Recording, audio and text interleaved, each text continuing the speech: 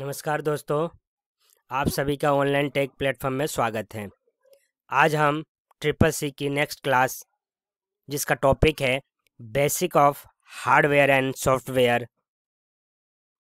के बारे में जानने वाले हैं कि हार्डवेयर क्या होता है और सॉफ्टवेयर क्या होता है। जिसके अंदर सबसे पहले डिस्कशन करेंगे हम हार्डवेयर के बारे में। हार्डवेयर कंप्यूटर को फिजिकल कंपोनेंट को हार्डवेयर कहा जाता है।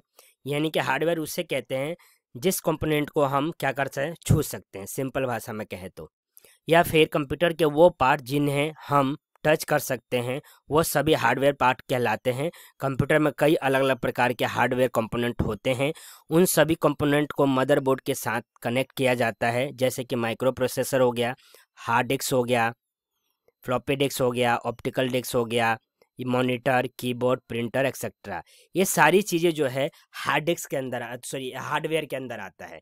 तो सिंपल भाषा में अगर हार्डवेयर लिखना हो, इंग्लिश में भी लिखना हो, तो वो मतलब कि वो या हिंदी में लिखना हो तो कंप्यूटर का वो फिजिकल कंपोनेंट जिनको टच कर सकते हैं उसको क्या टचेबल हैं, यानी जिनको छू सकते हैं वो क्या होते हैं, हार्डवेयर होते हैं। एग्जाम्पल के तौर पर यहाँ पर आपको दिया ही है, microprocessor, hard disk, floppy disk, optical disk, monitor, keyboard, printer, इस तरीके से कि माउस, ये सारी चीज़ें जो हैं वो हार्डवेयर हैं। कंप्यूटर के हार्डवेयर पार्ट को 4 भागों में बांटा गया है, जो नीचे आईपीओएस के चार्ट में बताया गया है। आईपीओएस चार्ट के उसमें बताया गया है आईपीओएस क्या है। यानी कि हार्डवेयर तो हमने जान लिया क्या है, लेकिन उसको 4 भाग में हार्डवेयर को बांटा गया है। और आईपीओएस वही उसको शॉर्ट में कहा गया है, I for input, P for process, O for output, S for storage. यानी चार्ट ये कहता है कि 4 कैटेगरी में इसको बांटा गया है। और 4 कैटेगरी में क्या क्या आता है वो यहाँ पर हम देख रहे हैं। थोड़ा सा जूम कम करते हैं दोस्तों, जिससे से पूरा हम चार्ट को देख पाएंगे। अब देखते हैं पूरा चार्ट को। यहाँ पर आप देख पा रहे होंगे पूरा चार्ट। इसमें आईपीओ में क्या है, इनपुट के अंदर क्या आता है, keyboard, mouse, scanner, light pen, O C R, B C R, M I C R, O M A R, microphone, touch screen, joystick, webcam, ये सब इनपुट के डिवाइस है। यानी इनके द्वारा कंप्यूटर को इनपुट दिया जाता है। फिर पी फॉर प्रोसेस, प्रोसेस के अंदर माइक्रो प्रोसेसर, रैम, रोम, मदरबोर्ड, ये 3 चीज़ें आती हैं। ठीक है दोस्तों। नेक्स्ट ओ आउटपुट, यानी कि मॉनिटर, जो कि हम जो भी इनपुट दिया आउटपुट दिखाएगा। प्रिंटर, जो भी वो दिया क्या कहते हैं कमांड दिया तो प्रिंट करके वो हार्ड कॉपी देगा। स्पीकर हमें चीज़ों को सुनने में मदद करता है। हेडफोन भी सुनने के लिए होता है। प्रोजेक्टर हमें देखने के लिए मतलब आउटपुट की तरह दिखाता है। 3D प्रिंटर वो भी प्रिंट करके देता है। प्लॉटर भी हमें प्रिंट करके ही देता है। बड़े बड़े जो बैनर किए जाते हैं वो प्लॉटर के माध्यम से ही किए जाते हैं। स्टोरेज, अब क्या हुआ, इनपुट दिया आपने, प्रोसेस हुआ, वो आउटपुट बना, लेकिन आउटपुट तो आपने देख लिया, लेकिन कहीं ना कहीं वो स्टोर भी तो होगा। तो उसके लिए क्या, फ्लॉपी डिस्क। सबसे पहले फ्लॉपी डिस्क यूज़ किया जाता था 1.4 MB का, लेकिन आज जैसे ये बिल्कुल ही बंद हो गया है। हार्ड डिस्क आ गया उसकी जगह पर। ऑप्टिकल डिस्क है, CD, DVD, BRD, ये भी अब बहुत कम हो गए हैं यूज़ में। पेन ड्राइव ज़्यादा यूज़ हो रहा है, जिप ड्राइव यूज़ हो रहा है, टेप ड्राइव यूज़ हो रहा है, मेमोरी कार्ड यूज़ हो रहा है। दोस्तों आज के समय में इन सभी का यूज़ जो है ज़्यादा हो गया है। तो आईपीओ चार्ट आप समझ गए होंगे कि क्या होता है। तो इनपुट, प्रोसेस, आउटपुट और स्टोरेज, ये हार्डवेयर का एक छोटा सा समझने का तरीका था इस चार्ट के माध्यम से। ठीक है दोस्तों, आगे बढ़ते हैं इसी क्लास में और आगे देखते हैं कि आगे क्या है। आईपीओ के बाद अब आता है यहाँ पर आईपीओ में इनपुट डिवाइस। अब इनपुट डिवाइस के बारे में जिक्र तो दोस्तों हम आईपीओएस के अंदर अब इनपुट डिवाइस के बारे में पहले जानते हैं कि इनपुट डिवाइस क्या होते हैं। इनपुट डिवाइस एक ऐसी इलेक्ट्रॉनिक डिवाइस है जिसके द्वारा हम डेटा या निर्देश यानी कि इंस्ट्रक्शन को कंप्यूटर में इनपुट कराते हैं। इनपुट डिवाइस हमारे द्वारा दिए गए निर्देशों यानी इंस्ट्रक्शन को कंप्यूटर तक पहुंचाता है। कंप्यूटर में उपयोग होने वाले कई तरह के इनपुट डिवाइस का उपयोग होता है, जिनका प्रयोग हम कई अलग अलग तरह के इनपुट देने के लिए करते हैं। कंप्यूटर में प्रयोग होने वाला मुख्य इनपुट डिवाइस कीबोर्ड है, जिसका प्रयोग निर्देशों को टाइप करके देने के लिए किया जाता है। यानी कि बेसिकली ये है कि इनपुट डिवाइस क्या है। तो इनपुट डिवाइस सिंपल भाषा में कहें तो और एक लाइन में कहें तो डेटा या इंस्ट्रक्शन देने के लिए जो है यूज़ किया जाने वाला वो डिवाइस जिसके माध्यम से कंप्यूटर तक अपनी बातों को इनपुट के तौर पर हम पहुंचाते हैं, उसको हम इनपुट डिवाइस कहते हैं। ठीक है, जिस डिवाइस से कहते हैं, जिसमें कि कीबोर्ड सबसे महत्वपूर्ण है। अब कीबोर्ड क्या होता है ये देखते हैं दोस्तों। कीबोर्ड एक बेसिक इनपुट डिवाइस है जिसमें यूजर्स कीज की मदद से कंप्यूटर को कमांड देता है।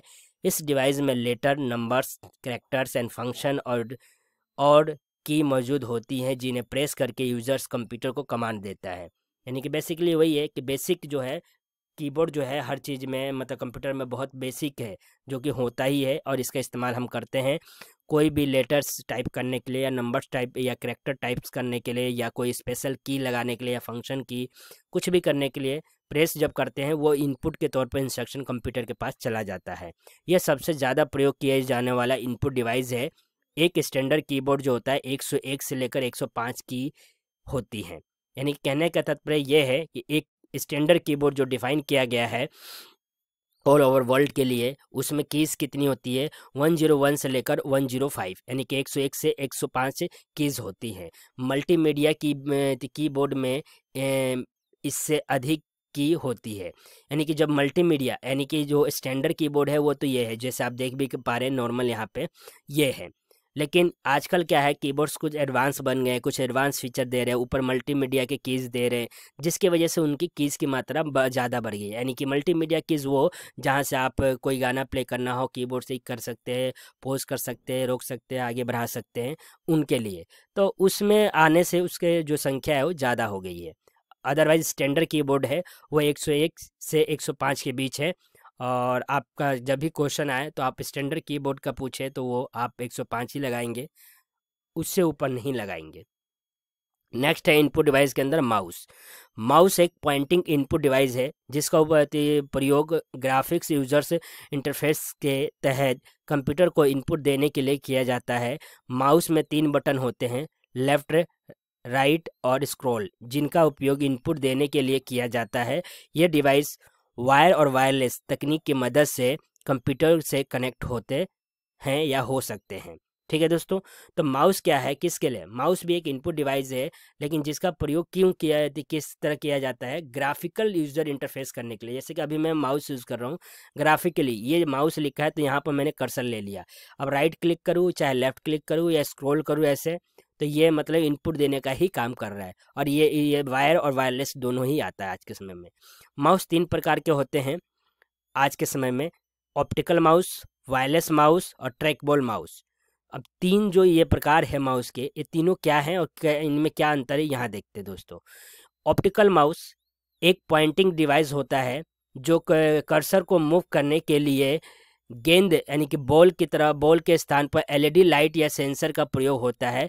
ज़्यादातर ऑप्टिकल माउस की लाइट लाल होती है क्योंकि उसमें जो एलईडी इस्तेमाल होती है वो सस्ती होती है तथा फोटो डिटेक्टर लाल प्रकार के प्रति अधिक सेंसिटिव होते हैं। यानी कि ऑप्टिकल माउस क्या है कि दोस्तों, उसमें जो है बॉल जो यूज़ होता है एक तरीके से ऑप्टिकल माउस के अंदर, वहाँ पर उस बॉल की जगह एक एलईडी लाइट यूज़ की जाती है और वो रेड कलर की होती है। और रेड कलर का इस्तेमाल करने का कारण क्या है कि रेड कलर जो होता है किसी भी फोटो को डिटेक्ट करने में बहुत ज़्यादा सेंसिटिव होता है, इसलिए ऑप्टिकल माउस में एलईडी लाइट इस्तेमाल होती है, वो भी लाल कलर की। वायरलेस माउस में क्या होता है, इस माउस को कंप्यूटर से कनेक्ट करने के लिए यूएसबी केबल की ज़रूरत नहीं हो पड़ती। यह माउस वायरलेस तकनीक यानी कि रेडियो, ब्लूटूथ या वाईफाई की मदद से कंप्यूटर से कनेक्ट हो जाता है, जबकि ऑप्टिकल माउस में ऐसा पॉसिबल नहीं है, यूएसबी की ज़रूरत पड़ती है। ठीक है दोस्तों, वायरलेस माउस ऐसे कनेक्ट हो जाता है, बाकी फीचर्स वही होते हैं इसमें भी। ट्रैक बॉल माउस कौन से होते हैं, यानी कि इस माउस में कर्सर या पॉइंटर को मूव करने के लिए बॉल मैकेनिज्म का उपयोग किया जाता है। बॉल मैकेनिज्म बिल्कुल गेंद यानी बॉल की तरह होता है जिसकी मदद से स्क्रीन पर पॉइंटर को मूव किया जाता है। इस बॉल को फिंगर, थंब और पाम यानी हथेली की मदद से भी डायरेक्शन में रोटेट या मूव किया जा सकता है। तो ये ट्रैक बॉल माउस आपने उसमें देखा होगा, गोल गोल होता है इसके अंदर, जो जहाँ पर कर्सर यानी कि पॉइंटर को मूव करना है, आजकल के माउस में सर्कल की तरह आ रहा है राउंड, लेकिन वहाँ बॉल की तरह आता है, जैसे कि कुछ गेम्स में भी आज भी यूज़ हो रहे हैं, या आपने ब्लैकबेरी के फ़ोन यूज़ किए होंगे तो उसमें गोल मतलब कि कर्सर को मूव करने के लिए ट्रैक बॉल ही दिया जाता था और वो गोल होते थे बिल्कुल बॉल की तरह। उसके मदद से हम लेफ़्ट राइट के या रोटेट या मूव कर पाते थे। इसका यहाँ पर कुछ एग्जांपल भी है। जॉयस्टिक, जॉयस्टिक एक इनपुट डिवाइस है जिसका प्रयोग गेमिंग में किया जाता है और यहाँ पर ट्रैक बॉल जैसा ही फीचर होता है इसका। स्कैनर, स्कैनर का प्रयोग फिजिकल डॉक्यूमेंट्स, इमेज आदि को डिजिटल फॉर्मेट में बदलने के लिए किया जाता है। तो स्कैनर का इस्तेमाल क्यों किया जाता है? कोई भी फिजिकल डेटा है उसको स्कैन कर कर डिजिटल फॉर्मेट में चेंज करने के लिए किया जाता है। यह डॉक्यूमेंट को स्कैन करके उससे डिजिटली कंप्यूटर को सेंड कर देता है। तो ये है स्कैनर का इस्तेमाल दोस्तों। इसी में आगे है OMR। अब OMR के बारे में जो है दोस्तों अगले क्लास में हम जानेंगे कि इनपुट डिवाइस ही चल रहा है अभी, इनपुट डिवाइस में OMR क्या होता है, यानी कि ऑप्टिकल मार्क रीडर, और इसका उपयोग और कैसे किया जाता है। तो आज हम क्लास को यहीं समाप्त करते हैं, ट्रैक बॉल तक ही। और मुझे विश्वास है आप लोगों को ये क्लास भी और पिछली जितनी क्लासें बहुत अच्छी लग रही होंगी, क्योंकि आप CCC यहाँ पर जो है पूरा कोर्स सीख रहे हैं, वो भी फ्री ऑफ कॉस्ट, और मेरी तरफ से जो है फ्री ऑफ कॉस्ट सिखाया जा रहा है। और मैं विश्वास है कि आप लोगों को नॉलेज अच्छा लग रहा होगा। अगर कहीं आपको डाउट लगता है तो आप कमेंट कीजिए या फिर मुझे मेल कर सकते हैं। और आपसे विनती है, आप सभी जो भी बच्चे या जो भी व्यक्ति मेरे चैनल को देख रहा है, अगर सब्सक्राइब नहीं किया है वो सब्सक्राइब कर लीजिए, लाइक कीजिए, कमेंट कीजिए, शेयर कीजिए सभी में, ताकि सभी को नॉलेज मिल सके।